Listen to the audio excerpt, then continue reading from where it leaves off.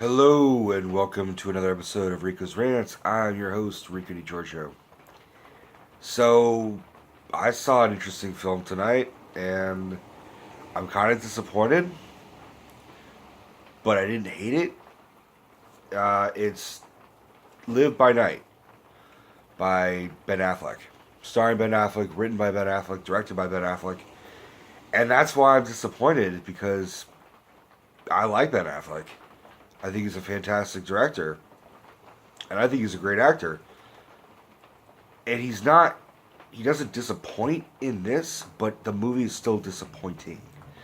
So I'll try and go through a quick rundown. And bear in mind, I'm very tired, so I'll try and keep it quick. I'm gonna forget a lot of details. I didn't write any notes. There will be things I forget. First off, the cast. The cast is great. It's got a great ensemble cast. It has people that I don't even know, and I was impressed with. There's this guy, Chris Massimo. Really, I've never seen him in anything as far as I know. He plays Affleck's Italian American friend. Ben Affleck is great in this, and I hear I hear a lot of flack about Affleck. I never understood it. I always liked him. He was always my sort of out of the two. I always liked him more than Matt Damon. Not to say I don't like Matt Damon, but just Ben Affleck, I just thought was cooler. And my cat is soaking wet. It's raining in Oakland. Seriously, dude? Sorry. So, Elle Fanning is in it. Dakota's younger sister. What the fuck happened to Dakota Fanning? Wasn't she like the new It girl and now it's Elle Fanning? Listen, I haven't seen a whole lot of Elle Fanning's movies. She's good in this. She plays a troubled person who wants to go to Hollywood and is the classic sob story that she just got as far as LA. Sorry. Um, who else? Chris Cooper is in it, and Chris Cooper, this is like his second film directed by Affleck. Um, I'm glad to see Affleck goes back to some actors that he's worked well as working with new people. This is a first for Elle Fanning. This is a first for Chris Massimo. Um, a bunch of other people I just don't fucking know. And um, all right, quick rundown is it's a prohibition mob film, and Affleck and basically his crew are sort of bandits. They're not in a mob. They're not really. They're just their own kind of crew, and they small time rob an occasional bank, mostly just attack stores and stuff like that. And they're Boston, so I mean, of course, it's a Boston movie because I mean, I sort of think of this as the unofficial. This is the Godfather Part 3 of Affleck's Boston mob film, starting with Gone Baby Gone, not to be confused with Gone Girl, which also stars Affleck, but Gone Baby Gone, which was his debut, directorial debut. The Town, which honestly is a hard film to go up against. I mean, I love that film. And one of these days I will review it. I probably should just include a joint review for this because I can't help but compare it to The Town because I think the Town is just a fantastic film.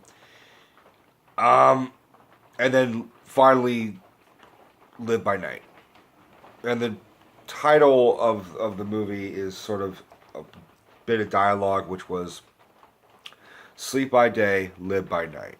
Like these are mobsters; they are up all night, wrecking havoc, and sleep all day and recover, like an addict. So they're small time. Affleck's character, Joe Coughlin, is also they sort of he's the son of the police chief, and he's an Irish American Boston police chief. That his father's played by Brendan Gleeson.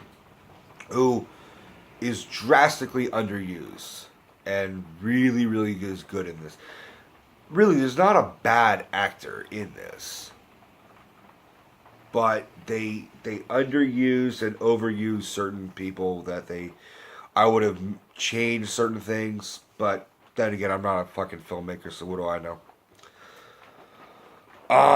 It bombed, so there's something, which is disappointing because, for the people that I admire, the people I like to see their movies and their movies that they direct and act in, I'd like to see successes. I don't want to see them become washed up. I want to see them keep thriving. So this was just a disappointment. Granted, Ben Affleck has already suffered from being a washed up actor. It's not going to happen again. He's Batman. Even Michael Keaton, who was one of the first Batmen, is doing amazing. Val Kilmer, not so much. George Clooney is still George Clooney, even if he was Batman, even if he was the worst Batman.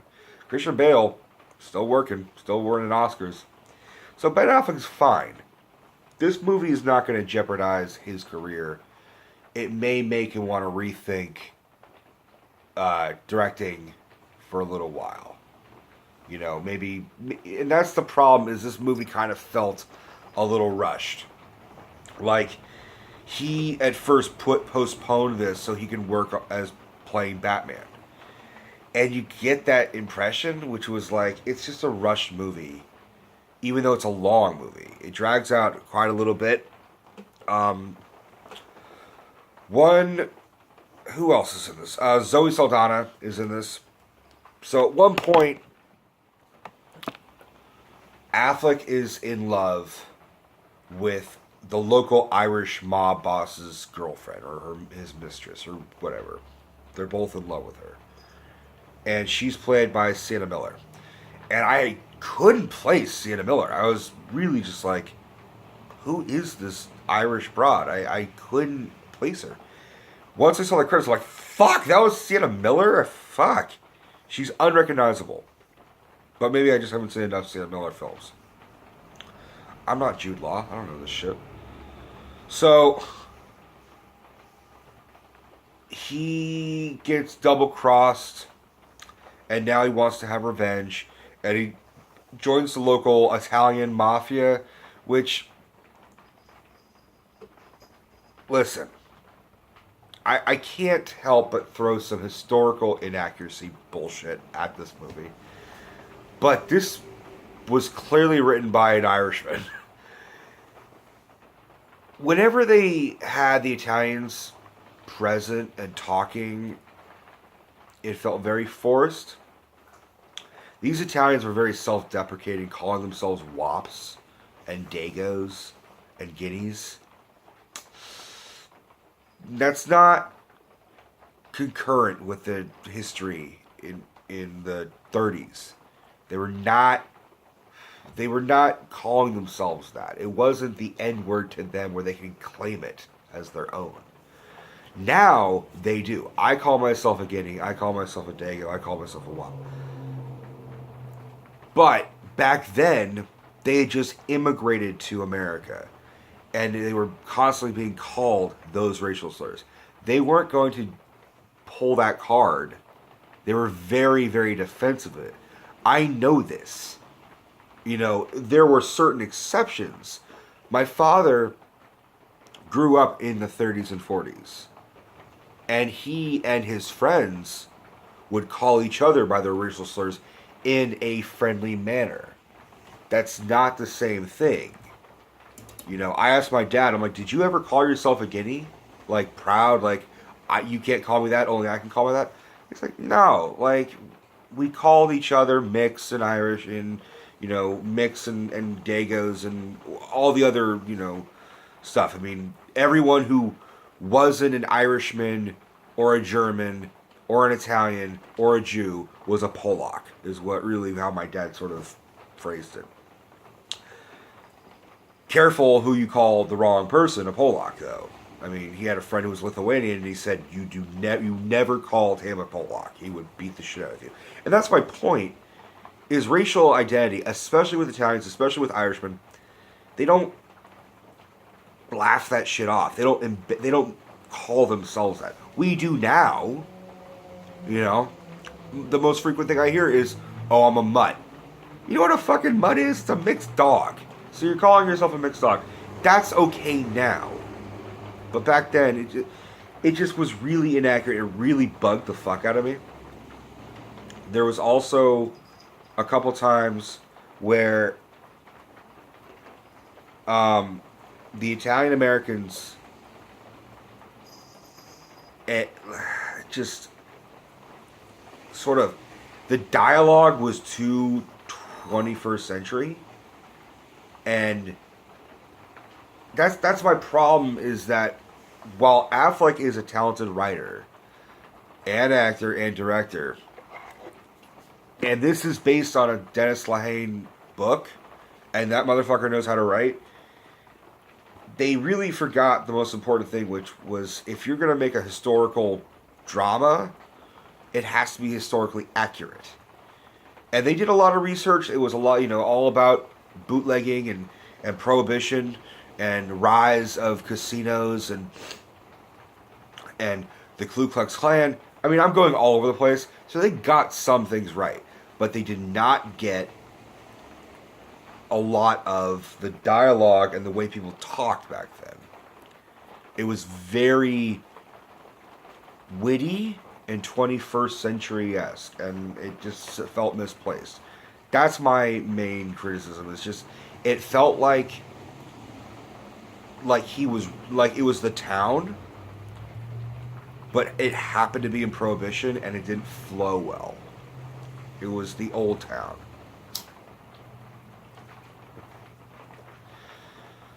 So,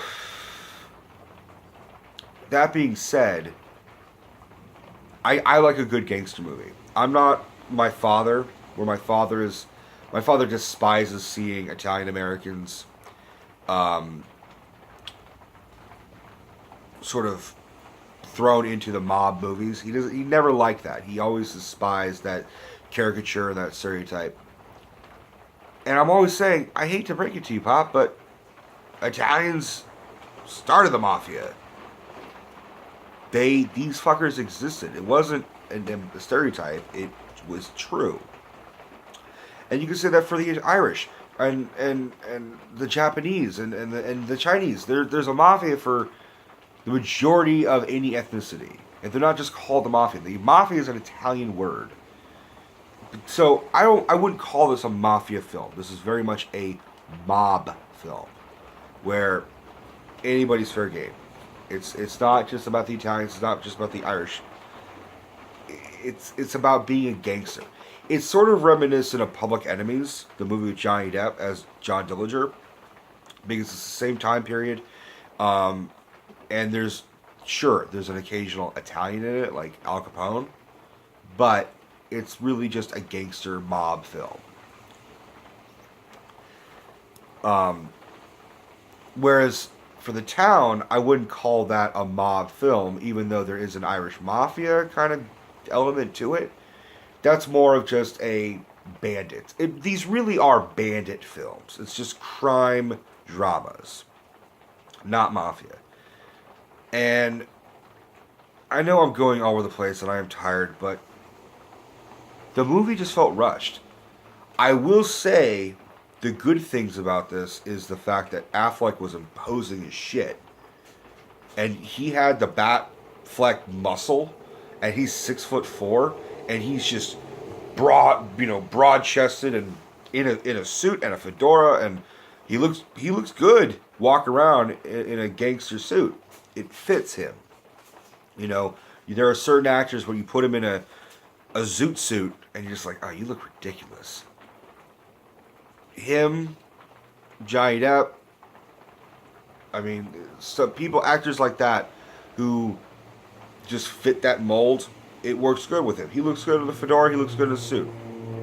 I mean, fuck, I have a fedora tattoo on my arm. I know this shit. And it looks good on him. He's imposing as shit. There's a couple scenes where he never really raises his voice. He's not the loud gangster. He's very much the stoic, silent, kind of has a smirk, but his version of threatening you, instead of breaking your head open, is to just put a gun on the table and just aim it at you and just like say, "Can we talk? Let's talk." Stop it, Dino. Stop. Stop it! So, the sets were great. The costumes were great. The dialogue was too advanced, too far, too 21st century. The acting was great. The directing was great. The editing, I don't know. It just was really rushed. Here's how I would phrase it. The film looks like a classic, but it also looks like the ghost of a classic mob film, because it has a lot of the same themes we've all seen: revenge, retribution, wanting to get out of the business and having to be forced to get back in the business. The classic, once I thought I was out, they pulled me back in kind of Godfather moment, which arguably is one of the better lines of Godfather 3. Name me another. Can't. You fuck off, cat. Fuck. He's got something up his ass. He's just fucking going crazy. He's gonna ruin this take, but I'm gonna stick with it because I've already been talking for 20 minutes and I don't want to go any fucking longer. Zoe Saldana was good. She she plays another love interest for him. He goes to Florida. I'm sorry. So he goes to Florida to help with bootlegging and prohibition and dealing with rum, and he's working for the Italian mafia now.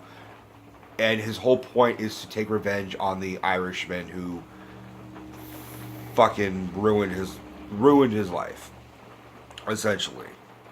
I'm not going to go through like spoilers or anything like that. I don't really need to. It is a good movie for you to have to see. And like the ending is pretty heartbreaking, and it does deal with a lot of identity of what is a good man. Is a good man a bandit, or is he a cop, or if there's any gray, or if there's any black and white. They all talk about how the majority of the characters talk about how they've killed men in like World War One, and how they're sort of done killing men, but they have to. That this is the life they are in. Most of them won't live past 40. Most of them won't live to see 40. So, I mean, this may get a low grade from me. I may have to just give it an average B. I've seen many, many gangster movies, many mob movies, whatever. Was it one that I'll buy on DVD? Sure, because I like Ben Affleck and I like a good mob movie. Is it up there with Goodfellas? No fucking way. Is it up there with Godfather? No fucking way. I mean, if I had to pin it with a gangster movie, it's even below Godfather 3, but not by much. Like, it's just Godfather 3 and then Live by Night. And then everything else is, like, up here. Like, in comparison, my first review I did was Black Mass with Johnny Depp playing Whitey Bulger.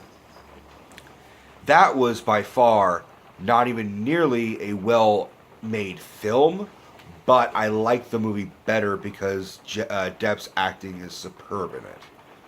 So, that gets a higher rating in my book. This one is just an average B. And it's, will it belong in a clearance sale bin at fucking Walgreens to buy? Probably. It didn't make much money. It bombed. It only made like $26 million, which $26 million is a lot of fucking money, but not when you have a $65 million budget. they lost money, and Ben Affleck was like, "Fuck, I better do good with Batman." So, and I like him as Batman, so I'm all for it. So yeah, B rating. What'd you think? Did you like it? Am I forgetting anybody? Probably. Um, will I see it again? Yeah, I'll see it again, but maybe in like 5 years. I, I don't need to see it again, but if it's on TV and there's nothing else to watch, I'll watch it. I'm not going to turn the TV off. I'll watch it. And my whole point is I'd like to see Affleck do more work, and he can do a gangster picture, but not when he's got too much shit on his plate. I also read that he may have been battling alcoholism at this stage of his life, so that may have had something to do with it, which, considering the movie, is pretty fucking ironic. So that's all I can say. Let me know if you liked it. Let me know if you watched it. Like, subscribe, comment, and share. Love you all to death. Take care, guys.